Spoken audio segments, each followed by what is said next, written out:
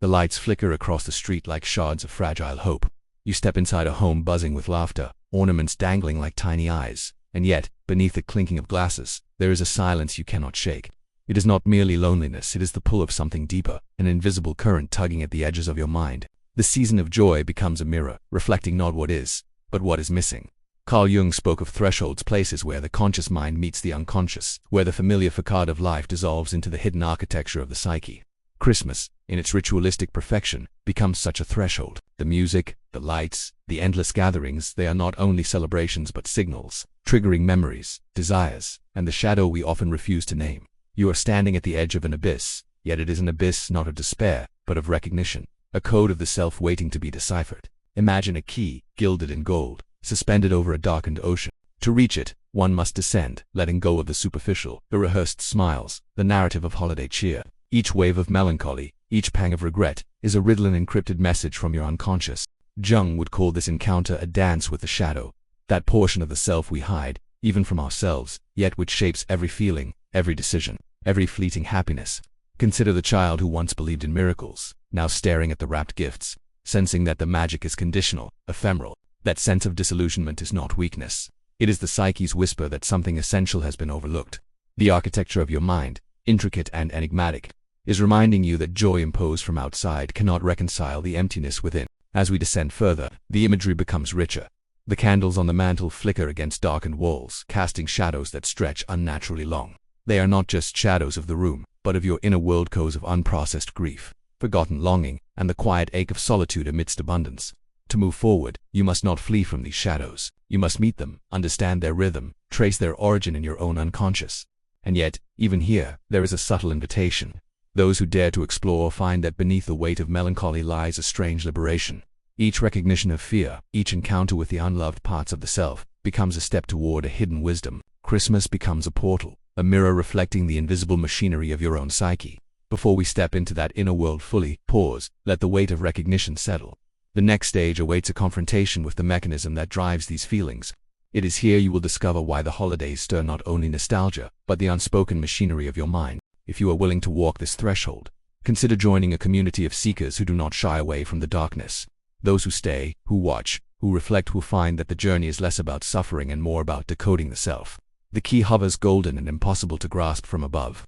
To take it, you must descend, and when you do, the question lingers. What will you discover in the depths of your own shadow when the lights finally dim? The shadow is not an enemy, it is an intricate mechanism, a hidden gear within the clockwork of your psyche. It moves silently, shaping moods, decisions, and desires, often without consent. During the holidays, its presence becomes undeniable. The cheerful gatherings, the endless exchange of gifts, even the perfectly curated social media posts, they trigger a discordant echo, a recognition of what is repressed, denied, or unacknowledged. Jung described the shadow as the sum of all personal traits we reject: rage, fear, envy, and vulnerability. These are not flaws to be erased, but signals, threads that, if traced, reveal the architecture of your inner world. Consider the archetypes at play: the orphan longing for belonging, the trickster mocking forced joy, the sage whispering that only self-awareness can mend the divide between surface happiness and inner unrest. Each archetype is a lens, a riddle embedded within the unconscious, waiting to be decoded. In modern life, the shadow often manifests as anxiety, restlessness, or an inexplicable melancholy. A perfectly wrapped gift might trigger resentment at unresolved family tension. A holiday dinner may awaken old shame or unspoken grief. The more we attempt to decorate over these feelings, the more they persist, like echoes trapped in a vaulted chamber. The unconscious does not lie. Its patterns are as deliberate as the gears of a watch, precise, relentless, yet often invisible until observed. Synchronicity, the meaningful coincidences Jung wrote about, emerges here as subtle guidance. A song on the radio, a fleeting memory, a glance exchanged across a crowded room. These moments are not random. They are the shadow speaking in symbols, reminding you that your inner world is active, alive, and demanding recognition. When you pause to notice, the machinery becomes visible, a web connecting desires, fears, and unspoken truths. Every life offers examples. The sibling who feels alienated amidst family joy, yet cannot articulate the loneliness. The colleague scrolling through perfect holiday photos while anxiety tightens the chest. The parent haunted by memories of Christmases long past, sensing that something essential has been lost. These are not anomalies. They are the shadow's signature, revealing the intricate, often paradoxical relationship between the conscious self and the hidden psyche. To understand the mechanism is to observe it without judgment. You see the unconscious not as a threat, but as a vast engine of symbols, each informing the self. Here lies the paradox. The very feelings we resist reveal the path toward wholeness. Anxiety, sadness, and dissatisfaction are not obstacles but guides, pointing to the places where integration is required. Imagine the shadow as a hidden room in an old mansion. Each door leads to another chamber: fear, grief, desire, regret. Opening each door illuminates part of the machinery, and as the light grows, the gears align. The dissonance of the holidays becomes intelligible. The despair is not meaningless. It is a map coded in emotion, signaling where attention is required, where reconciliation can begin, and yet knowing is not enough. The shadow's power lies in its subtlety, its ability to operate beneath the surface. To navigate it, one must embrace paradox. Joy and sorrow are intertwined. Longing is inseparable from presence, and awareness itself can be both comforting and disquieting. As this chapter closes, the machinery hums quietly, waiting for the next stage: transformation. Recognition of the shadow alone is not the end. It is the key, the first turn in the lock that leads to profound alchemy of self. The next step will reveal not only why the holidays amplify hidden turmoil, but how the integration of the shadow can transform despair into clarity, alienation into connection, and anxiety into insight. Pause, listen. The shadow moves, unseen but palpable, preparing to reveal the final truth. The moment of transformation arrives quietly, like dawn slipping under a curtain. Having descended into the machinery of the shadow, having traced its gears and pulses, you are no longer a passive observer. You are now a witness to your own mind, a participant in the alchemy that turns recognition into understanding, and understanding into change. Begin with attention. Do not chase joy or attempt to erase discomfort. Instead, notice the patterns that emerge during the holidays, the sudden irritations, the unspoken grief, the fleeting moments of nostalgia that sting. Name them internally, not as flaws, but as signals from the unconscious. Each acknowledgement is a subtle unlocking, a rotation of the key suspended over the dark ocean of your psyche. Next, explore the dialogue between conscious self and shadow. Ask the questions that feel forbidden. Why does this gift feel hollow? Why does laughter echo with longing?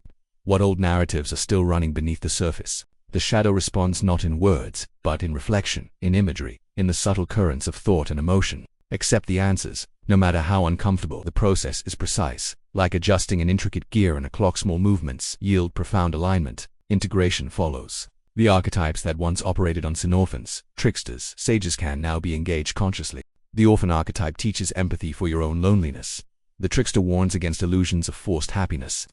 The sage reminds you that the mind is a labyrinth, and each turn is both a challenge and an opportunity.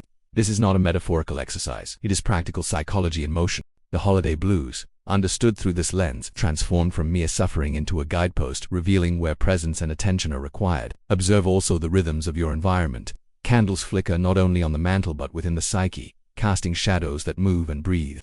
Family tensions, social obligations, expectations, these external elements mirror internal dynamics. By aligning inner recognition with external observation, the once chaotic machinery of emotion begins to operate harmoniously, as if a complex clockwork has been finely tuned.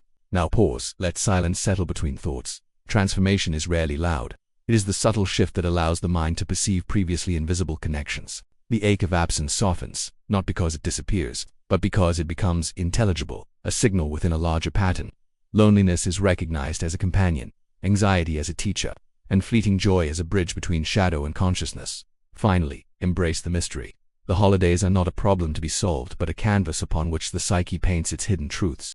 By descending into the shadow, observing its mechanism, and engaging consciously with its signals, you participate in a process that is both ancient and personal, a psychological alchemy that turns observation into insight, insight into presence, and presence into transformation. When the lights dim, the music fades, and the echoes of laughter recede, you are left not with empty hollowness but with awareness. A profound silence emerges, reflective and fertile.